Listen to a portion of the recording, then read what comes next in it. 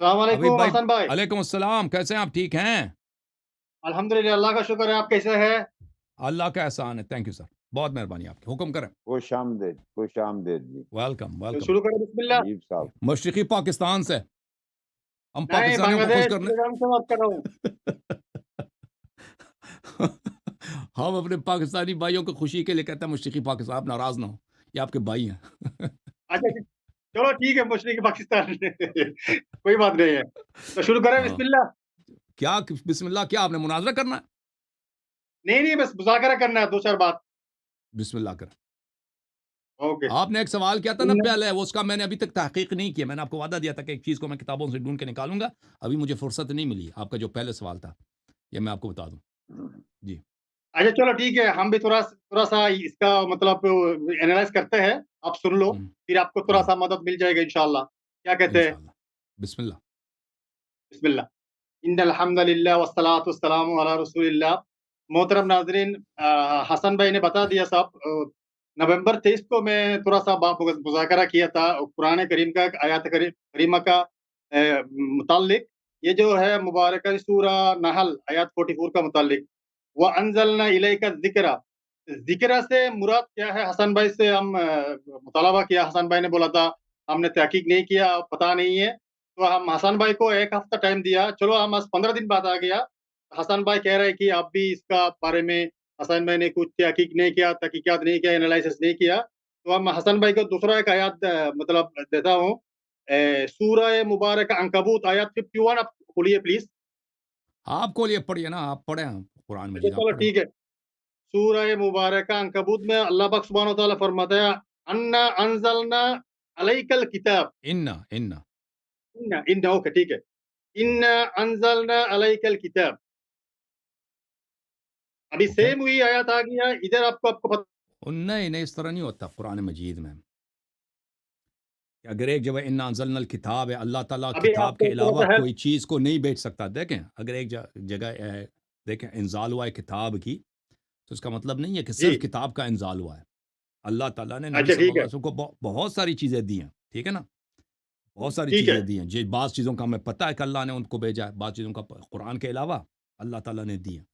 تو اگر ایک جگہ پہ اِنَّا انزلنا الیک الکتاب، دوسری جگہ پہ اِنَّا انزلنا الیک الذکر، تو اس کا مطلب یہ نہیں ہے کہ جی ذکر سے مراد کتاب اللہ ہے۔ یہ صرف نبی صلی اللہ علیہ وسلم، اہل بیت علیہ السلام بتا سکتے ہیں کہ یہ سے مراد واقعاً قرآن ہے یا کوئی اور چیز ہے جو نبی صلی اللہ علیہ وسلم کو اللہ تعالیٰ نے عطا فرمایا ہے، ٹھیک ہے نا۔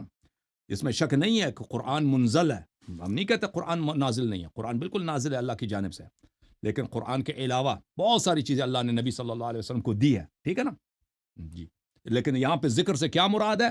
ذکر کے لفظی معنی قرآن نہیں ہے، ذکر کے لفظی معنی ہے کہ چیز کا ذہن میں ہونا، ٹھیک ہے نا، ذہن میں ہونا، یعنی انسان اس سے آگاہ ہو، یہ ہے اس کے لفظی معنی۔ اب اس سے مراد کیا ہے؟ اس سے مراد واقعاً قرآن ہو سکتا ہے، قرآن ہو سکتا ہے کوئی اور چیز ہو، ٹھیک ہے نا، یہ نص بتائے گا، اگر نص اس میں نہیں ہے تو پھر یہ متشابہ بن جاتا ہے۔ احادیث تو میں، پھر آپ کا دیکھیں مطلب احادیث ہے میں یہ جو موجود ہے، ہے، دوسرے مقامات پہ جی موجود ہے احادیث سے کہ ذکر سے مراد امیر المؤمنین علی علیہ السلام ہے، لیکن میں یہ دیکھنا چاہ رہا تھا کہ اس آیے کے بالخصوص میں قرآن مجید میں یہ بھی دیکھنا ہے کہ دیکھیں کہ اگر ایک لفظ آتا ہے قرآن مجید میں، اس کا ضروری نہیں ہے کہ ہم ہر مقام پہ اس کا ایک ہی معنی ہو، یہ بھی بہت بہت اہم ہے۔ احادیث میں یا آیات میں ایک لفظ اگر تکرار ہوتا ہے تو یہ بہت ہو سکتا ہے کہ اس کے دو مختلف معنی ہوں، وہ قرائن کو دیکھنا ہوگا، نصوص کو دیکھنا ہوگا، تو یہ ایک اتنا آسان نہیں ہے، یہ میتھمیٹکس کی طرح نہیں ہے۔ جی سر بولیں۔ نہیں، میں جو کہنا چاہتا ہوں، جہاں انزلنا نزلنا نزل کا بات آیا، وہاں ہر جگہ کتاب ہی مراد ہوتا ہے، یہ مطلب نہیں نہیں، قرآن کا وہ نص آپ ہے۔ کہہ رہے ہیں نا، وہ آپ کہہ رہے ہیں کہ جی ہر جگہ قرآن منظور ہوتا ہے، اس طرح نہیں ہے۔ اچھا چلو ٹھیک ہے، آپ جو کہہ رہے ہو اس کا آپ نص بتا دو، یہ مطلب ذکر سے مراد یہ علی علیہ السلام ہے، یہ آپ قرآن سے نص بتا دو۔ میں نے کہا کہ میں نے تحقیق نہیں کیا بھائی، ایک شخص جو کہہ رہا ہے اچھا آپ کو میں نے تحقیق نہیں کیا، مجھے فرصت ہے، آپ نے دو ہفتے پہلے آپ نے سوال کیا تھا، مجھے فرصت نہیں ملا کہ میں اس کو دیکھ لوں، بھائی میرے ذہن میں تھا کہ میں دیکھ لوں، لیکن میں اتنا مصروف تھا میں نے نہیں دیکھ پایا۔ آپ کہتا اس کو ثابت کرو، میں کیا ثابت کروں کہ مجھے پتہ نہیں ہے؟ یہی جو میں کہہ رہا ہوں کہ مجھے پتہ نہیں ہے، اس کے لیے کیا اس کو ثابت کروں؟ میں کہہ رہا ہوں میں نے تحقیق نہیں کیا۔ لیکن آپ کا دوسرا میرے پاس کلپ ہے، یہ ذکر سے مراد آپ نے بہت اچھا تفسیر کیا۔ وہ دوسری حدیث، وہ دوسرا آیا ہے انا نحن نزلنا الیک الذکر وانا له لحافظون، وہ اس کے متعلق ہے. ہاں، یہ ٹھیک ہے. انا آپ نے انزلنا الیک الذکر یہ دوسرا آیا ہے. ٹھیک ہے میں اب آپ کو سمجھاتا ہوں. آپ نے احتمال لگایا، یہ اہل سنت کا جو ہے تفسیر ہے، مفسرین کا قول آپ نے پیش کیا، لیکن ہمیشہ آپ بتاتے ہیں مفسرین کا کوئی قول ہمیں حجت نہیں ہے. مفسرین کا کوئی قول، ہاں ٹھیک ہے، وہ آپ نے مان لیا الحمدللہ. تو مفسرین کا قول اگر ہمیں حجت نہیں ہے تو یہ ذکر سے مراد مفسرین کا قول ہمیں نہیں چاہیے. آپ قرآن سے آپ ادھر نص آپ کو دینا پڑے میرے گا. بھائی لیکن آپ نے دیکھیں بھائی، دیکھیں میرے عزیز، میرے بھائی، یہ جو کہا جاتا بولیے ہے انا نحن بولیے. نزلنا الیک الذکر، اس سے صرف مراد قرآن ہے، اس پہ اجماع نہیں ہے. ٹھیک ہے نا؟ ذکر کے لفظی معنی قرآن نہیں ہے، یہ تو سب مانتے ہیں. نہیں ذکر نہیں کے حسن لفظی بھائی، جب قرآن کریم کا ایک آیات کریمہ کا تفسیر خود قرآن کر رہا ہے، ہم کو اسما کا حاجت نہیں ہے، کسی روایت ٹھیک کا ہے، حاجت نہیں ہے، ٹھیک ہے. اگر کسی مفسر کے قول کا حاجت نہیں ہے. میرے بھائی سن لیں آپ میری جواب.